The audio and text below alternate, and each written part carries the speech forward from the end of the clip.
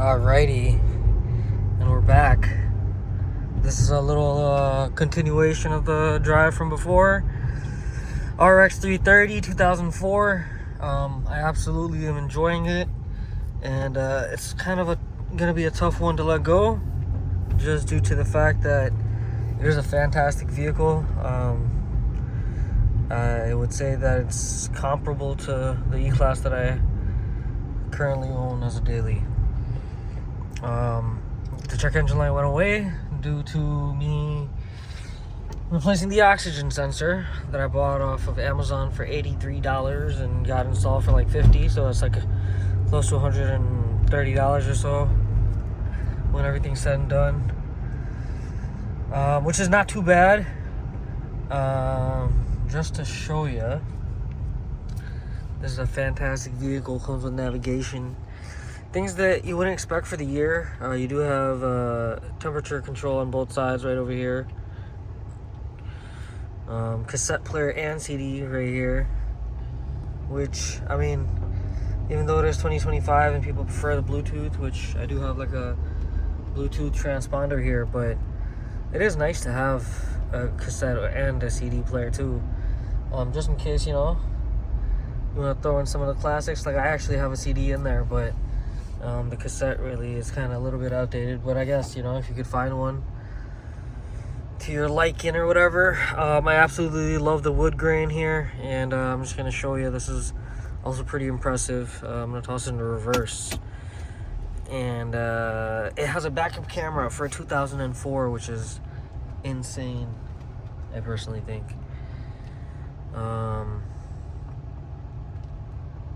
Like, I've had C-Classes from the 2000s. I've had, you know, different Mercedes, different BMWs even. None of them have rear view camera like that. Especially 2004, that's pretty impressive, I'd say. You got your heated seats. But yeah, no check engine light. I did run some premium fuel in here and some octane booster. Or like engine clean or whatever, you know, injector cleaner. And then recently when I got the oxygen sensor replaced, I've actually used regular gas. So I will at some point test it again with the premium, but I assume this probably doesn't need premium as the last owner didn't use it. So with the cost difference being pretty significant, I think that I'm gonna hold off on that. $40 versus $60 on a full tank, you know, for premium. I mean, it's not significant, but it adds up over time. And this is basically a Toyota Camry motor, so, and it's not like I'm going to be doing any kind of racing with this, so I'd say that, you know, premium's probably not required. But yeah, I absolutely love it as far as the drive of it. The tires on here are absolutely garbage. They literally, it was raining outside, and the braking capability and even like the sliding, like as far as handling goes, it was terrible. These are like some no name, you know, like some low budget, low brand tire. And I mean, personally, I'd put like some Continentals or, you know, some Goodyears or something like that, but Michelin's even. But we'll see how it goes. As far as like throttle response and stuff, it's definitely gotten better, and I think fuel economy has gotten better since I've done the oxygen sensor earlier today. I didn't really take a video of that, as I mean, it's literally like one like clip and two bolts, or one bolt I should say, so it's like super easy to do. I didn't do it myself, but you know, if you were to, I'm sure it's pretty DIY friendly here. I plan to get, if I keep it, I plan to get like a little square map thing around here, like one of those Amazon Apple CarPlay screens. But we'll see how it goes. I do like it, and I have these wheels for this IS coming, but I was thinking maybe I can just get them refinished as well, and put those on here, or put the ones that I got done on here, and it'll look pretty badass. But we'll see how it goes. But yeah, I mean, overall, I love this car. Only thing that dates this car is that key fob, or the key itself, because it's a metal key. It's not even really a fob.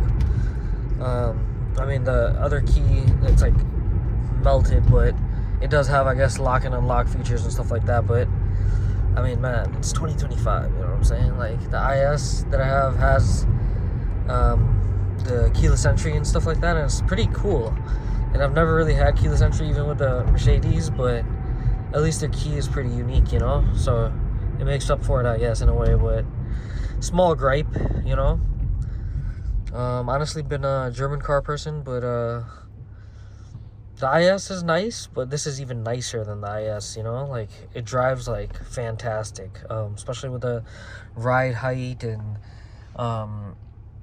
even the power, like the torque and stuff. Even though it's like 230 horsepower, I believe it's like 210 torque, but it picks up nicely. One exhaust pipe in the back. What? I mean, it revs out, you know?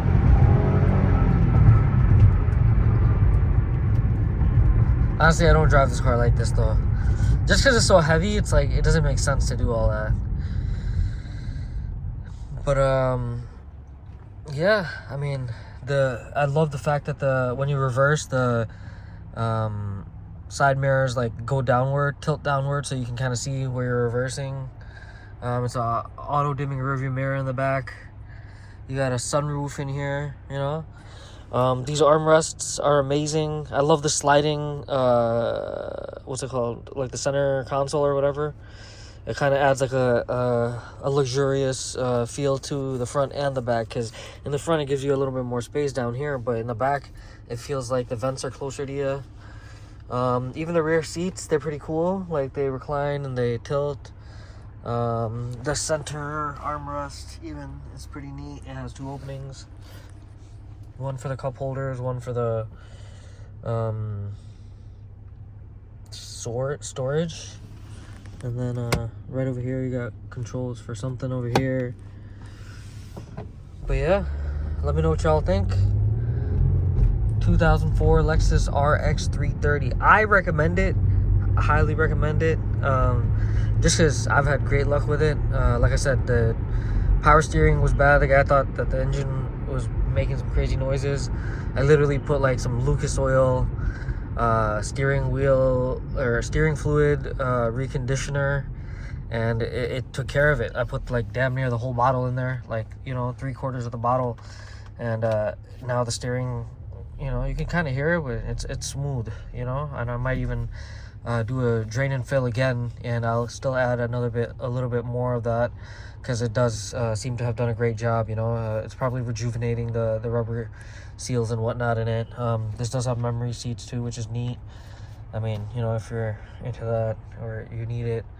The one thing that I don't like is that the steering wheel retracts and it goes up, which it is a nice feature. It's like a comfort feature, but like, I feel like that adds wear and tear over time, because why do you need to do that? And I wish I knew how to turn that off. I'm sure there is a way in the settings or something like that, but I just gotta play with it.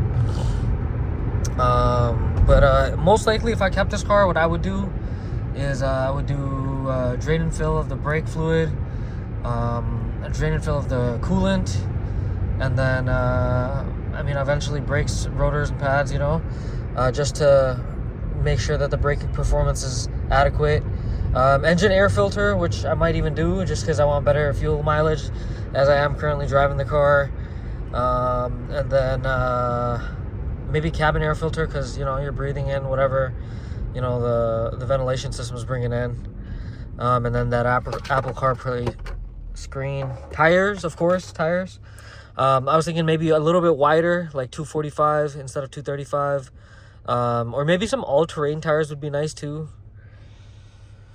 But yeah, overall, I love it. I like the little wood accents on the sides and around the, you know, shift knob, and, you know, throughout the cabin. It kind of reminds me of like an Avalon in a way, and it has a very familiar feeling to it.